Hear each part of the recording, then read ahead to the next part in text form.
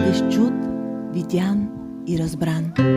Ще усетиш топлина, ще усетиш с лекота как твоята същност ще се освети от нежността, за да се видиш и ти точно такъв, какъвто си.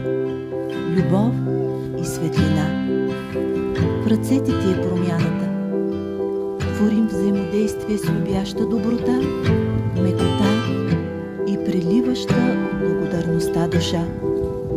Имаш ли нужда от това? Ела, да отключим